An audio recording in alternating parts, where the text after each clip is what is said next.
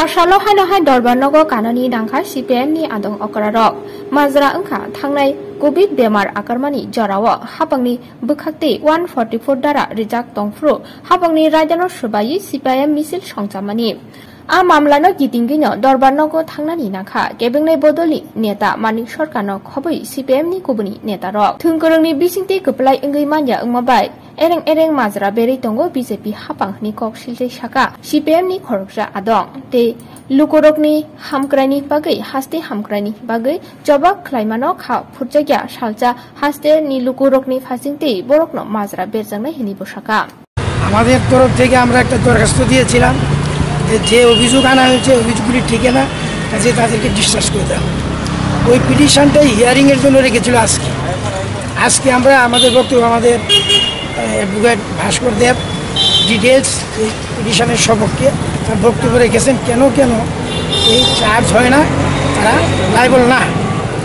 এইটা শুনেছে অপরপক্ষের কথাও শুনেছে শুনে আগামী তারিখে এটার উপর নিউ অর্ডার দেবে চার্জ হবে কিনা আজকে আর কিছু ডেটটা এখনো ডেটটা দিন ডেটটা করে জানেন এই তো রাজনৈতিক প্রতিহিংসা চরিতার্থ করার জন্য বিজেপি সরকার বিরোধী দলের রাজনীতির সাথে ওরা ওদের রাজনীতি দিয়ে মোকাবেলা করতে সক্ষম হচ্ছে না তার জন্য একদিকে যেমন মাঠে ময়দানে সমস্ত সমাজ বিরোধীদের তারা জড়ো করে রাজনৈতিক পরিমণ্ডলকে বিষিয়ে তোলার চেষ্টা করছে অন্যদিকে যারা বিরোধী দলের নেতৃত্ব তাদের উপর প্রতিবন্ধকতা সৃষ্টি করার জন্য মামলা মোকদ্দমা দিয়ে তারা যাতে রাজনৈতিকভাবে যুক্তিপূর্ণভাবে অগ্রসর হতে না পারেন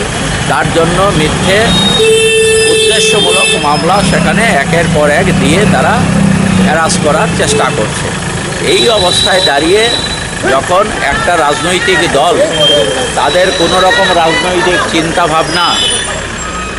মানুষের মঙ্গলের জন্য থাকে না মানুষের উন্নয়নের রাজ্যের উন্নয়ন এবং সামগ্রিকভাবে মানুষের মঙ্গলের জন্য যখন কিছু করতে পারে না একটা রাজনৈতিক দল তখন তাদের সামনে কিছু সেখানে দুর্বৃত্ত সমাজবিরোধী জড়ো করা আর রাজনৈতিক নেতৃত্বকে যারা সত্যিকারের অর্থে তাদের রাজনীতিকে মিথ্যাকে মোকাবেলা করতে সক্ষম তাদেরকে প্রতিহত করার লক্ষ্যে তারা এরকম উদ্দেশ্যমূলক মামলা মোকদ্দমা দিয়ে তারা হ্যারাস করার চেষ্টা করছে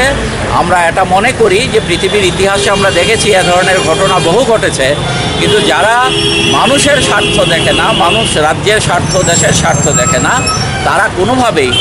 বিরোধী রাজনৈতিক দলকে এভাবে কোণঠাসা করতে পারবে না বরঞ্চ দিনে দিনে জনগণের হাতে তারাই কোণঠাসা হয়ে পড়বে